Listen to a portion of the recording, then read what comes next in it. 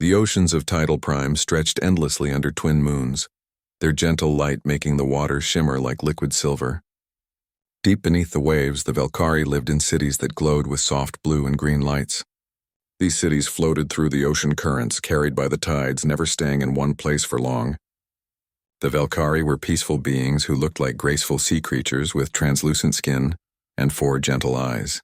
They had never known war, never built weapons, never even imagined that someone might want to hurt them. Elder Ysara was the oldest of her people. She had lived for 300 years and spent most of that time studying the stars, creating beautiful art, and teaching young Valkyrie about the wonders of the universe. She believed the cosmos was filled with species like her own, beings who valued peace and knowledge above all else. She was wrong. The Krell Dominion arrived on a cold morning when the twin suns were just beginning to rise. Their ships were massive and dark, built for war and conquest. The Krell themselves were reptilian creatures with sharp teeth and cold eyes that showed no mercy. They had destroyed 17 worlds before coming to Tidal Prime, and they planned to make it their 18th victory. The Krell commander sent a simple message to the Valkyrie: submit and become slaves or die. There was no third option, no room for negotiation. The Valkyrie Council gathered in their deepest city, the one called Pearl Haven, and tried to understand what was happening. They had no army, no weapons, no way to fight back. Their entire civilization was built on trust and harmony, and now that was about to get them all killed. Elder Sara watched as Krell ships began firing on the surface cities. The beautiful floating structures that had taken centuries to grow burst into flames and sank into the depths. Thousands of her people died in the first hour. The Krell did not care about surrender anymore. They were simply destroying everything they could find, hunting down civilian ships, turning the peaceful ocean into a graveyard. In the emergency council meeting, the younger Valkyrie argued about what to do. Some wanted to hide in the deepest trenches and hope the Krell would leave. Others suggested trying to negotiate again. But Elder Ysara knew the truth. The Krell would not stop until every Valkyrie was dead. She had seen the reports from the other worlds they had destroyed. The Krell left no survivors. She made a decision that felt foolish even as she gave the order. Send a distress signal into space. Broadcast it on every frequency their technology could reach. Call out to anyone who might be listening and beg for help. Most of the council thought it was pointless. The few species they knew of were either too far away or too weak to stand against the Krell. But Elder Ysara insisted. If they were going to die, at least they would die knowing they had tried everything. The message was simple and desperate. It explained that they were peaceful people under attack, that they had no weapons and no way to defend themselves, that their children were dying. The message ended with a simple plea. If anyone could hear this, please help us. The signal went out into the darkness of space, traveling faster than light through the quantum communication networks that linked the galaxy. Most species ignored it. Some felt sympathy but knew they could not fight the Krell. A few began preparing memorial ceremonies for a civilization that would soon be extinct.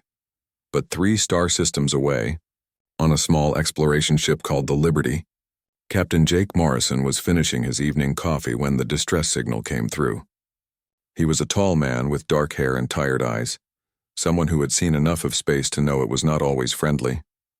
His ship was not a warship, just a science vessel exploring the outer reaches of known space. But he had served in the military before becoming an explorer, and he recognized desperation when he heard it. He listened to the translated message 3 times, his jaw getting tighter with each replay. Around him, his bridge crew had stopped their work to listen. Lieutenant Sophie Banks, his navigator, had tears in her eyes.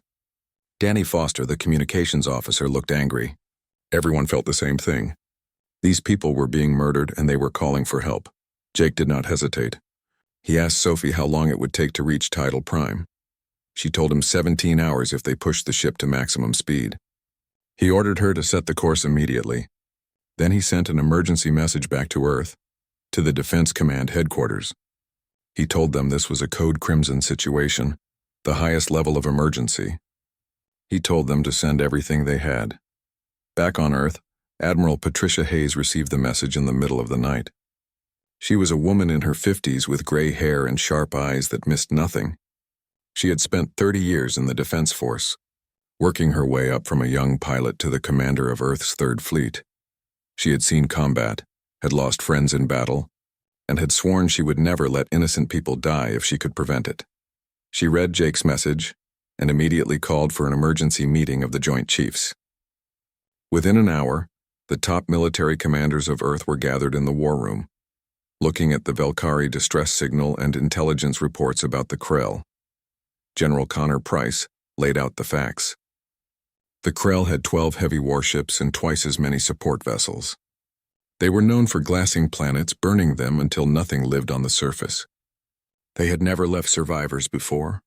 The Velkari, on the other hand, had nothing.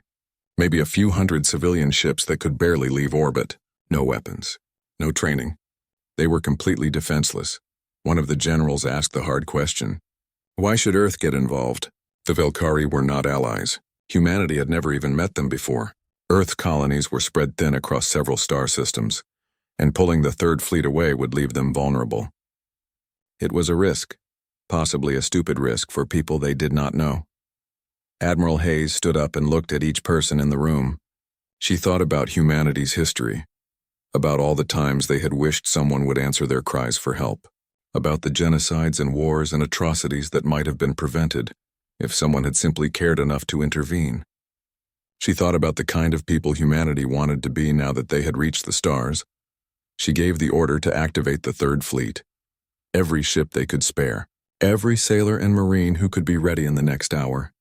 They would go to Tidal Prime, and they would stop the Krell from committing another genocide.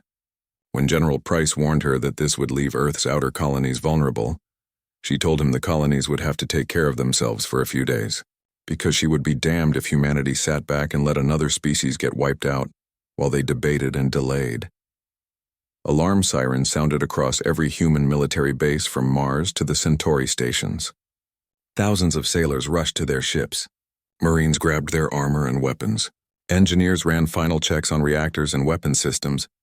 The Third Fleet, the largest human military force ever assembled for a single operation, began to move. 60 warships, from massive dreadnoughts to quick destroyers, prepared to jump to slip space. Their mission was simple: save the Velkari, stop the Krell, and show the galaxy what happened when you attacked defenseless civilians. The Velkari had cried for help into the empty darkness of space.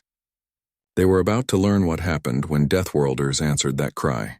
They were about to meet humanity, a species from a world so dangerous it had forged them into something the peaceful galaxy had never seen before. Warriors who fought not for conquest but for protection, killers who had learned to care.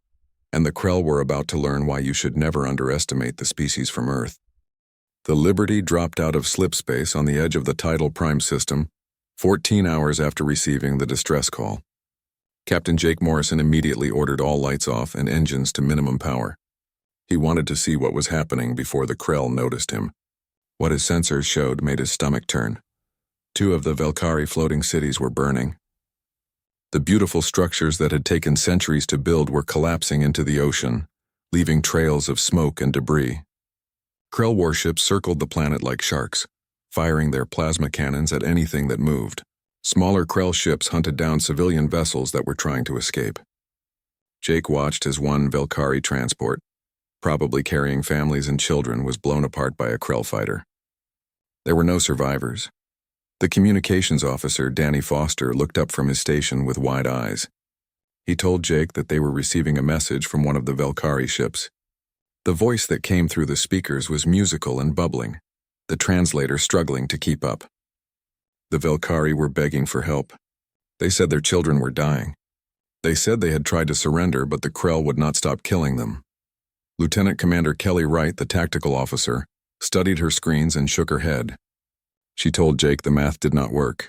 They were one small ship against 12 Krell heavy cruisers. If they engaged, they would probably die. It was that simple. But Jake had already made his decision.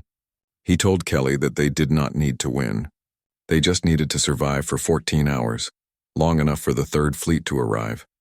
Jake ordered Danny to send a message back to the Velkari. Tell them that help was coming from Earth. Tell them to get their people into the deep ocean and stay there. The deeper they went, the harder it would be for the Krell to find them. Then he turned to his helmsman and ordered him to bring the ship around. He wanted all weapons loaded and ready. They were going to get the Krell's attention. The Liberty dropped her stealth systems and lit up like a star. Every sensor went active, painting targets across the Krell fleet. Her engines flared to full power as she accelerated straight toward the enemy formation. It was the ship equivalent of walking into a room and punching the biggest guy in the face. On the Krell flagship Devourer, Commander Krask stared at his displays in confusion. A single unknown ship was charging directly at his fleet. His sensor operator told him it was small, maybe a scout-class vessel, but its weapons were hot and targeting them directly. Krask laughed, a wet rattling sound. One ship against his entire fleet? He ordered 3 of his cruisers to destroy it. He would show these interfering aliens what happened to those who got in the Krell's way. The 3 Krell cruisers moved to intercept the Liberty. They opened fire with plasma cannons, sending streams of superheated matter across the void. The Liberty twisted and turned through space in ways that should not have been possible. Her pilot threw the ship through evasive maneuvers that would have killed a Krell crew, their bodies unable to handle the sudden changes in direction. The first volley of plasma missed completely. The second singed the Liberty's aft shields but did no real damage. Jake calmly ordered his crew to return fire. 6 fusion torpedoes launched from the Liberty's tubes, followed immediately by a spread of railgun rounds. These were not energy weapons like the Krell used. They were solid projectiles moving at a significant fraction of the speed of light, carrying enough kinetic energy to punch through almost anything. The Krell shields were designed to stop plasma and lasers. They were not designed to stop a chunk of metal moving at relativistic speeds. The first cruiser staggered as 3 torpedoes slammed into its hull, the fusion explosions buckling armor plating. Before it could recover, the railgun rounds punched through the weakened sections like bullets through paper. The ship began to list to one side, atmosphere venting from dozens of holes. Half its weapons went offline. It was crippled. Deep beneath the ocean of Tidal Prime, Elder Sara watched the battle on her emergency scanner. She could barely believe what she was seeing. One small ship was fighting 3 Krell cruisers and winning. What kind of beings were these humans? What kind of madness drove them to fight such impossible odds? The Liberty did not slow down. She kept moving, spiraling through space in patterns that made no tactical sense but somehow kept her just out of reach of the Krell's concentrated fire. Jake Morrison had learned to fly in the asteroid fields of the Sol system, dodging rocks and debris at high speed. Compared to that, evading Krell plasma was almost easy. Almost.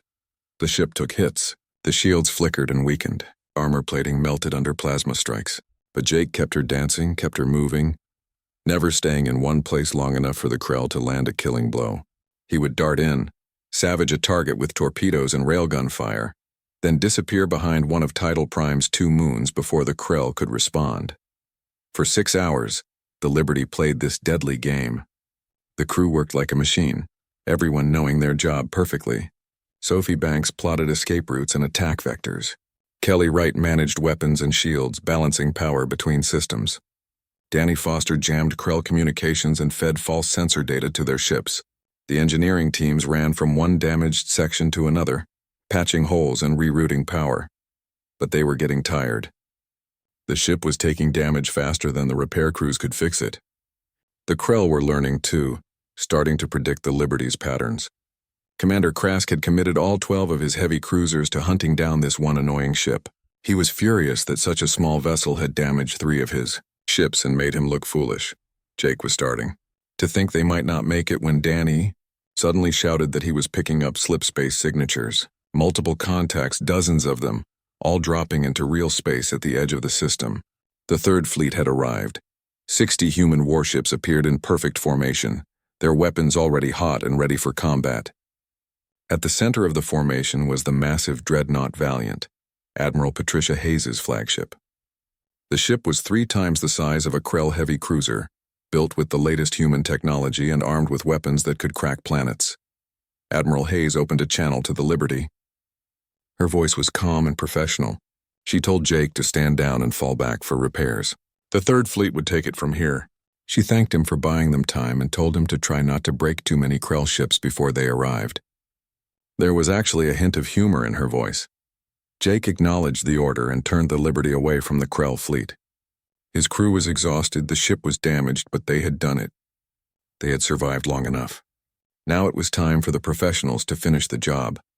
On the Devourer, Commander Krask stared at his sensors in disbelief. 60 warships. The display was showing 60 human warships in combat formation. It was impossible. No one sent that many ships to help strangers. No one risked that much for a species they had never even met before. His sensor operator was asking for orders, his voice shaking with fear. Krask refused to believe this was real. The humans were probably trying to scare him with some kind of holographic trick. He ordered all his ships into attack formation. They would crush these upstarts and then finish exterminating the Valkyrie. The Krell Dominion did not surrender. The Krell Dominion did not retreat. They were the predators of the galaxy, and everyone else was prey.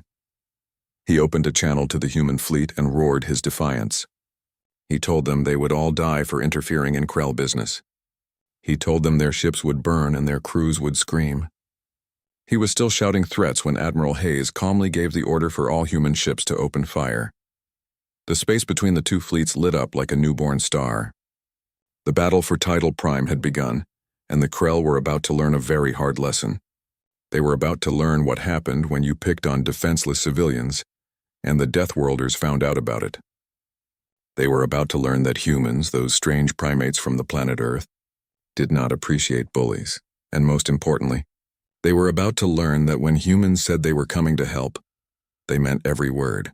The Third Fleet had traveled across 3 star systems, risked leaving their own colonies vulnerable, and assembled the largest military force in human history. All because some aliens they had never met needed help. The Krell had never encountered anything like humanity before. In their empire, you only fought for gain, for resources, for territory. The idea of fighting to protect strangers was alien to them. They could not understand it, could not comprehend why anyone would do such a thing.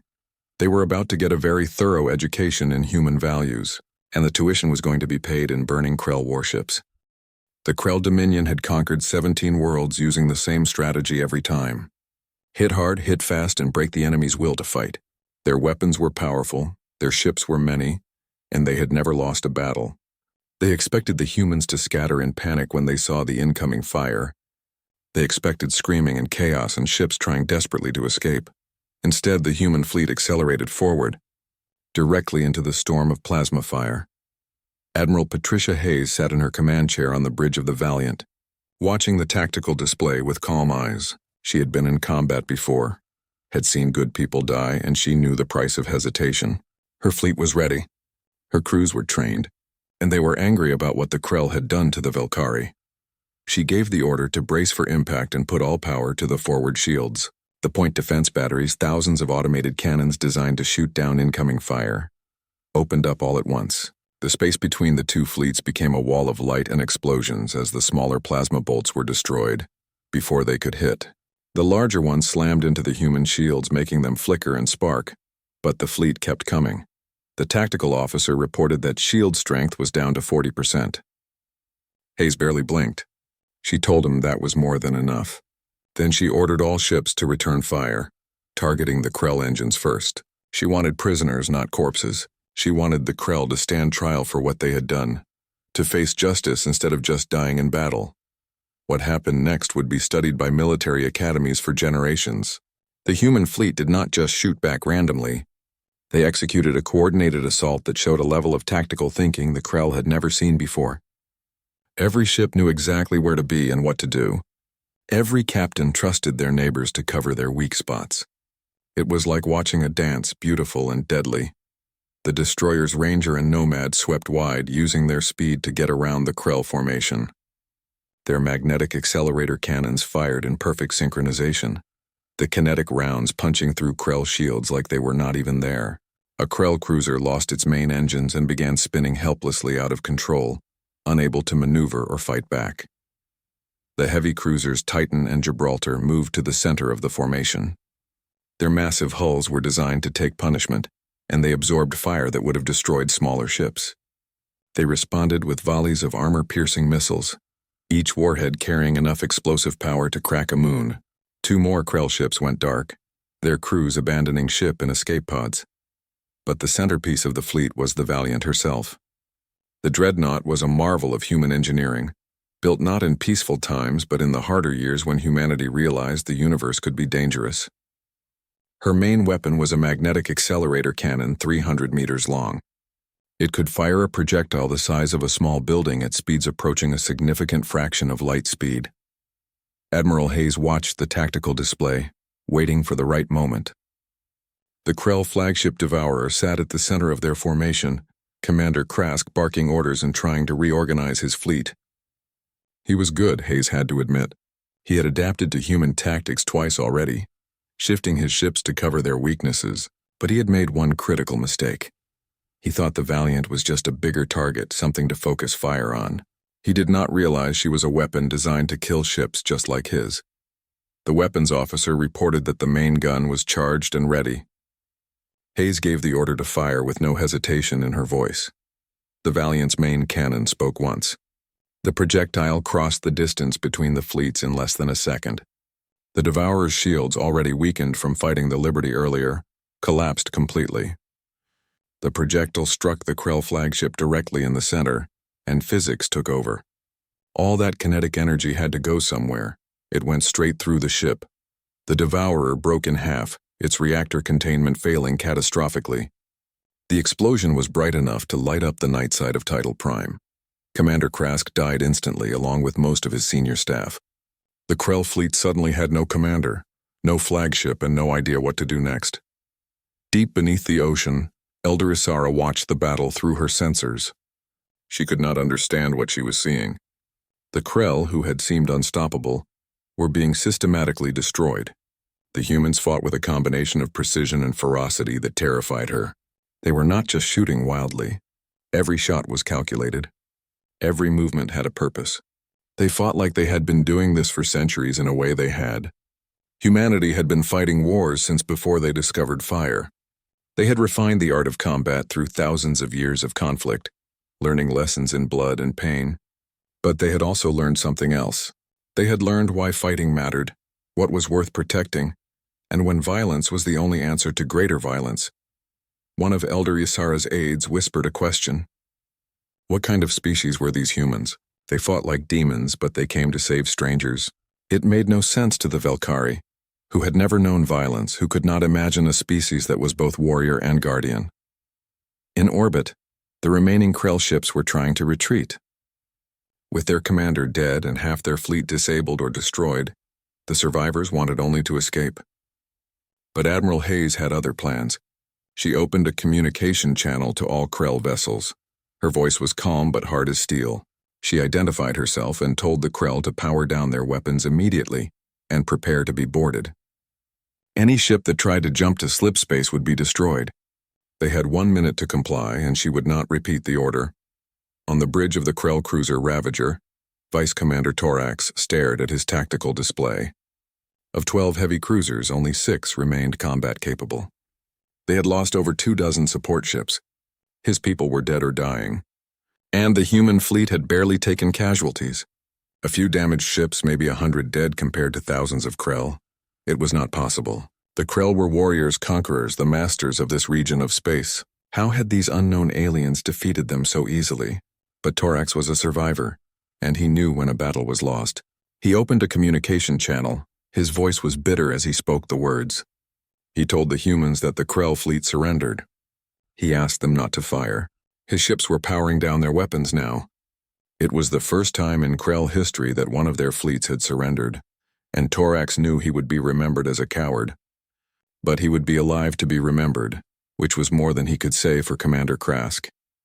Admiral Hayes acknowledged the surrender and immediately ordered her Marines to prepare for boarding operations. She wanted the Krell ship secured and their crews taken prisoner. She also ordered medical teams to stand by.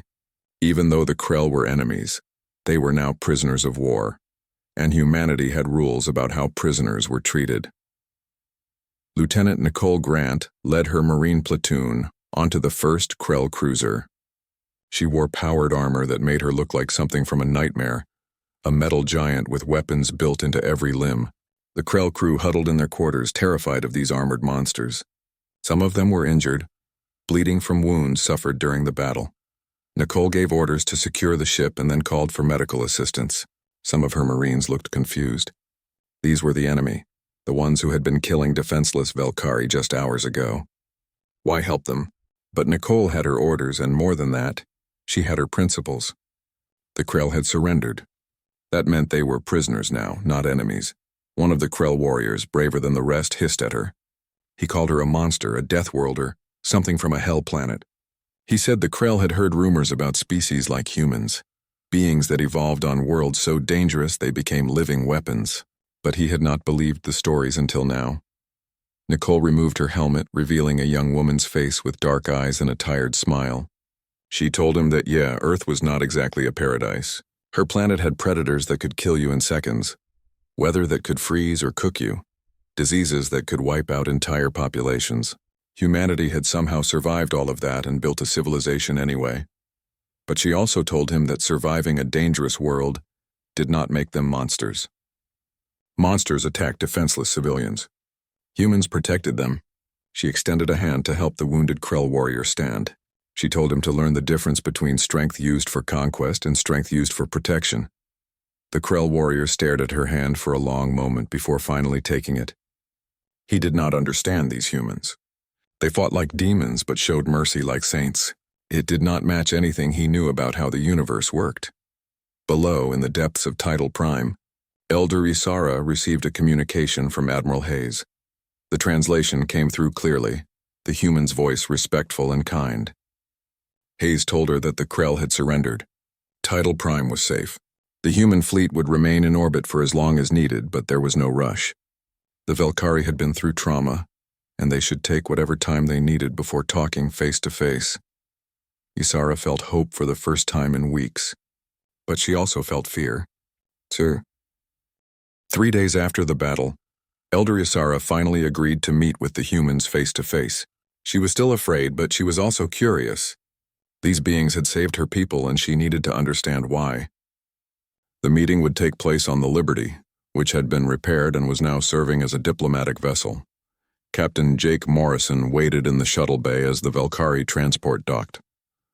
He had read all the briefing files about the Velkari.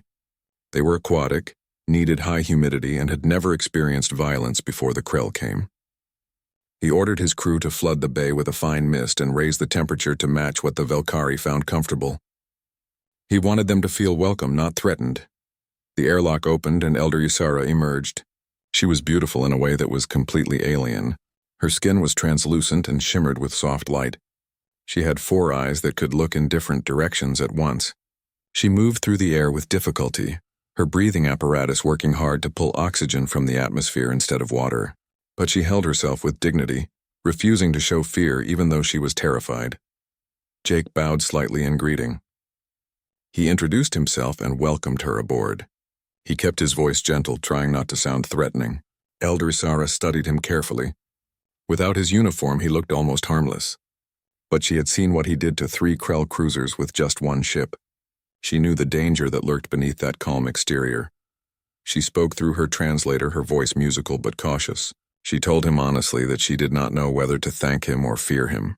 Both emotions were warring inside her, and she did not know which one should win. Jake smiled sadly. He told her that he understood, that he got that reaction a lot. Then he offered to show her around the ship. Maybe seeing how humans lived would help her understand them better. Maybe it would make them seem less frightening and more real. As they walked through the Liberty's corridors, Jake explained human history. Not the clean version taught in schools, but the real truth. The wars, the genocides, the environmental disasters. He told her that humanity had nearly destroyed itself a dozen times before finally reaching the stars. He explained that Earth was a planet that constantly tried to kill them, with predators and diseases and natural disasters. He told her that humans had to learn to fight just to survive. But somewhere along the way, they also learned why they were fighting. Not just to live another day, but to protect the things they loved, their families, their homes, their values. Fighting became a tool, not a purpose. Violence became something they were good at, but not something they enjoyed. They entered the medical bay and Elder Isara stopped in shock. Inside, she saw injured Velkari being treated alongside wounded Krell prisoners. A human nurse named Linda Cooper moved between them without any distinction, giving the same level of care to everyone regardless of who they were or what side they had been on. Elder Isara asked the obvious question. Why tend to the enemy's wounds? The Krell had been trying to kill them just days ago. Jake explained that once the Krell surrendered, they became prisoners of war, not enemies. Humanity had rules about how prisoners were treated, rules that had been written in blood after too many wars where such rules did not exist. Those rules were sacred to them now. In the brig area, Commander Torax sat in his cell watching the humans. A guard named Chris Howard sat outside reading a book, seemingly unconcerned about the dangerous Krell warrior just a few meters away. Torax called out to him, asking a question that had been bothering him. Why did humans fight so fiercely for aliens they had never met? The Velkari were not their people, not their responsibility. What did humans gain from risking their lives? Chris looked up from his book and thought about the question for a moment. Then he answered simply, did it matter? The Velkari needed help. Humans could provide it. That was enough reason. Not everything in life was about gain or profit. Sometimes you did something just because it was the right thing to do. Torax pressed further. But humans risked their lives, their ships, their safety. For what? Chris explained that his father had been a firefighter back on Earth. The man ran into burning buildings to save people he had never met before. He did not do it for money or fame. He did it because people needed help and he could provide it. That was how he had raised his son, and that was how most humans thought about the universe. Torax slumped back in his cell, trying to process this information. The Krell had no concept of helping others without expecting something in return. Their entire civilization was built on domination and taking what they wanted. Perhaps that was why they had lost. They could not imagine an enemy who fought for ideals instead of territory. On the Valiant, Admiral Hayes met with her fleet captains. They had lost 3 ships in the battle and suffered 247 casualties. Every single death weighed heavily on her mind. These were people under her command, sailors and Marines who had trusted her judgment. She owed it to them to make their sacrifice mean something. Captain Lisa Barnes of the Gibraltar reported that the Velkari were grateful for the rescue but also terrified of humans. Some Velkari leaders were even suggesting that the human fleet should leave as soon as possible. They were afraid that humanity would become new conquerors, replacing the Krell as their oppressors. Hayes sighed. She could not blame them for being afraid. Humanity had come in like an avenging army from their worst nightmares, destroying the Krell fleet with brutal efficiency. The Velkari had never seen violence on that scale, and now they were afraid of the very people who had saved them. Lieutenant Danny Chen from Intelligence gave a detailed report on what they had learned from Krell prisoners. The Dominion had been planning to expand into this sector for years. Tidal Prime was supposed to be just the first conquest of 20. They had supply bases, staging areas, and detailed invasion plans for multiple star systems. If the human fleet had arrived even a week later, the Velkari would have been extinct and the Krell would have moved on to their next target. Hayes absorbed this information carefully. By saving the Velkari, humanity had also stepped into a much larger conflict. The Krell would not forget this defeat. They would either want revenge or they would need to be stopped permanently from attacking other defenseless species. Either way, this was not over. She gave orders to her captains. They needed to help the Velkari rebuild their orbital infrastructure and establish some kind of defense network. The Velkari would never be warriors, but they needed to be able to protect themselves or at least call for help if danger came again. The human fleet would stay as long as needed. Back on the Liberty, Jake and Elder Asara reached the observation deck. Through the transparent aluminum windows, they could see Tidal Prime below, beautiful and blue and alive. Above it, the human fleet stood guard, silent sentinels against the darkness. Jake spoke quietly, choosing his words carefully. He told her that he knew humans scared her. Hell, sometimes humans scared themselves, but he wanted her to understand something important. Every human in the fleet had volunteered to be here, not for glory or treasure or conquest. They came because when they heard the Velkari's cry for help, they could not ignore it. Maybe that made them crazy. Maybe it made them naive. But it was who they were at their core. Elder Asara was quiet for a long time, processing everything she had seen and heard. Then she placed one of her delicate hands on Jake's arm, a gesture of trust among her people. She told him that she was beginning to understand. Humans were warriors, yes. They were dangerous and violent and capable of terrible things. But they were also guardians. They had known suffering themselves, so they would not allow others to suffer if they could prevent it. This was strange to her, completely alien to how the Velkari saw the universe. But she thought it was also beautiful in its own way. Jake was surprised by her words. Beautiful was not a term most species used to describe humanity. Most saw them as useful allies or terrifying enemies, but never beautiful. Elder Isara explained her thinking. She had seen what humans could do in battle. She had watched them destroy the Krell fleet with ruthless efficiency.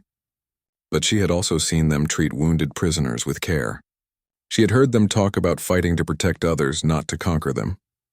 And now they were staying to help rebuild, asking nothing in return. This, she said, was beauty. Not physical beauty, but the beauty of a species that had survived the worst imaginable hardships and chosen to be better. The beauty of strength used for protection instead of domination. The beauty of warriors who had learned to care. Jake felt emotion welling up in his throat. He thanked her quietly, telling her that her words meant more than she could know. For so long, humanity had worried about what they were becoming among the stars. They were afraid their violent nature would make them into the monsters of the galaxy, but maybe, just maybe, they could be something better. As they stood together watching the stars, both of them understood that something fundamental had changed. The Valkyrie had called for help, expecting either silence or another conqueror. Instead, they had found protectors. The humans had answered the call expecting to save one species. Instead, they had discovered a new purpose in the galaxy. The universe was vast and often cruel, but it also contained moments of.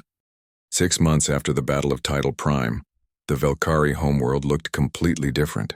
Human engineers worked side by side with Valkyrie architects to build orbital defense platforms. Marine instructors trained the first generation of Valkyrie security forces, not to turn them into warriors, but to teach them how to defend themselves if violence ever came to their world again. In the deep ocean cities, human diplomats used special breathing equipment to attend meetings and negotiate treaties. But the real transformation was not in buildings or weapons. It was happening in the hearts and minds of both species. Lieutenant Sophie Banks sat in a Valkyrie school classroom, watching young Valkyrie children present their project. They had built a model of the Liberty using bioluminescent coral and other materials from the ocean. The model was beautiful, glowing with soft light and remarkably accurate. The children had grown up hearing stories about the battle, and to them the humans were heroes from ancient legends come to life. One of the children raised her hand, her 4 eyes wide with curiosity. She asked Sophie if it was true that on Earth the rain could melt skin. Sophie laughed and explained that acid rain only happened in really polluted areas, and humanity had mostly cleaned that up decades ago. But yes, Earth could be dangerous. They had hurricanes that could flatten cities, tornadoes that could lift houses into the air, earthquakes that could split the ground open, and spiders as big as dinner plates. The children gasped in delighted horror, the way children everywhere react to scary stories. Sophie continued, telling them that despite all the dangers, Earth was home. Humans had learned to love their dangerous planet, to appreciate its beauty even while respecting its power. That was what she wanted the Valkyrie to understand. Their world was beautiful and peaceful, and that was wonderful. But now they knew the galaxy was not always peaceful. They did not need to become like humans, but they did need to be prepared. Elder Isara watched from the back of the classroom, feeling a familiar sadness. The innocence of her people had been shattered when the Krell came. They had been like children playing in a garden, completely unaware that there were wolves beyond the fence. Now they knew better. The knowledge was painful, but necessary for survival. On the Valiant, Admiral Patricia Hayes reviewed reports from across the entire sector. The Krell Dominion had fallen into chaos after their defeat at Tidal Prime. 3 of their subject worlds had rebelled, sensing weakness in the Empire. 2 more had negotiated peaceful independence, knowing they could call on human protection if the Krell tried to reconquer them. The balance of power in this entire region of space had shifted dramatically. Her communications officer announced an incoming transmission from Earth. It was Secretary General Marcus Hill himself, which meant this was important. Hayes straightened her uniform and accepted the call. The holographic image of the Secretary General appeared in front of her, his expression serious but not grim. Hill told her that he had been reading her reports carefully. The situation in the Tidal Prime sector was far more complex than anyone had initially realized. The Krell had been planning a massive expansion, and humanity had accidentally stepped into the middle of it. But the Earth Assembly had made a decision. They were going to establish a permanent presence in this sector. They were calling it the Guardian Initiative. The Third Fleet would form the core of the operation, but Earth was also sending colony ships, medical frigates, engineering corps, and diplomats. Humanity was not just here to fight. They were here to help the local species build their own defenses and create a network of mutual protection. No more genocides, no more extinction events. Hayes felt a surge of pride. This was exactly what she had hoped for, what she had been arguing for in her reports. She asked about the Krell, what would happen to them. Hill explained that humanity was offering them a choice. They could join the galactic community as peaceful members, following the same rules as everyone else. Or they could be quarantined in their home system, their expansion halted permanently. But humanity would not exterminate them. That would make humans no better than the Krell themselves. Hayes nodded in understanding. Some of the Krell would not accept those terms peacefully. There would probably be more fighting before this was over. Hill acknowledged this reality. That was why she would remain in command of the Guardian Initiative. If the Krell wanted war, they would get the same lesson their fleet learned at Tidal Prime. But he was hoping they would choose the smarter path. After the call ended, Hayes stood at the viewport looking out at the stars.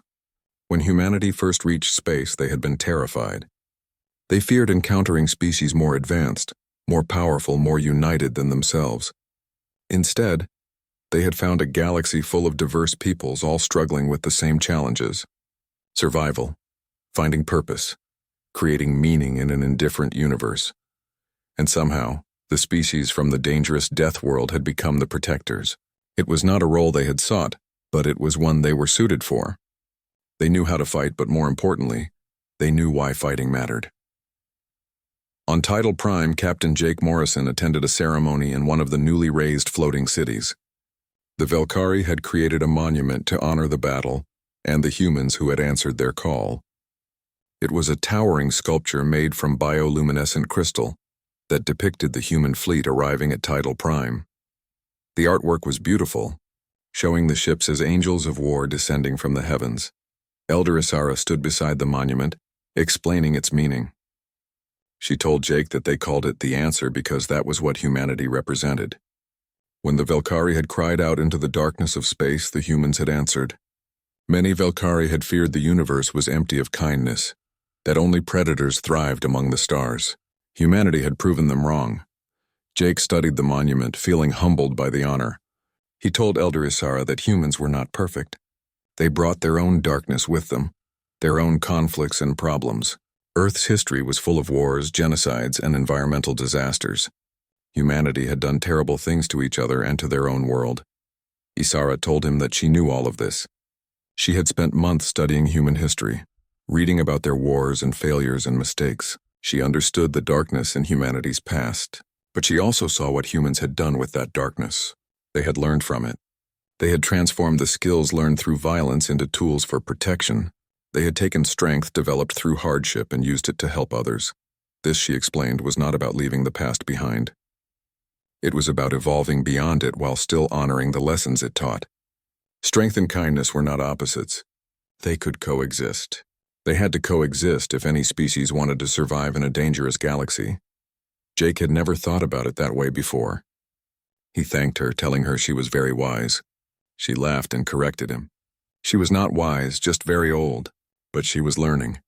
The humans had taught her that warriors and dreamers did not have to be enemies, that violence and compassion could exist in the same heart, that the most dangerous species in the galaxy could also be the most protective. That evening, Jake gathered his crew for a final briefing before they rotated back to Earth for leave. Everyone assembled in the Liberty's conference room. These were the sailors and Marines who had held off the Krell fleet for 6 hours, who had risked everything for strangers. Jake told them that what they did at Tidal Prime would change humanity's role in the galaxy forever. They were not explorers anymore. They were not conquerors. They were something new. Guardians, protectors, defenders of those who could not defend themselves. And it all started because one ship heard a cry for help and decided to answer. Private Chris Howard raised his hand and asked a question. Did Jake think they would be called on to do this again? To help another species the way they helped the Velkari? Jake answered honestly. He thought it was inevitable. The galaxy was vast, and there would always be bullies and victims, but now the victims knew something important. They knew they were not alone. They knew that somewhere among the stars there were deathworlders who would answer their calls for help. Lieutenant Nicole Grant stood up, her voice firm. She said she hoped the calls kept coming. This was what humans trained for. Not to fight wars, but to prevent them. Not to conquer, but to protect. She was proud of what they had accomplished at Tidal Prime, and she wanted to do it again. The room erupted in agreement. Everyone felt the same way. They had found their purpose among the stars, and it was more meaningful than anything they had imagined when they first left Earth. 3 months later, back on Earth, Admiral Hayes stood before the United Earth Assembly, delivering her final report on the Tidal Prime operation. The massive chamber was packed with representatives from every nation and colony. Everyone wanted to hear about the Guardian Initiative and what it meant for humanity's future. Hayes summarized the accomplishments. The Guardian Initiative had successfully established peacekeeping operations in the Tidal Prime sector. They had negotiated mutual defense treaties with 4 different species and provided humanitarian aid to 6 others. The Krell Dominion had not launched any new attacks, and preliminary negotiations for peace were underway. The Third Fleet remained on station, but she,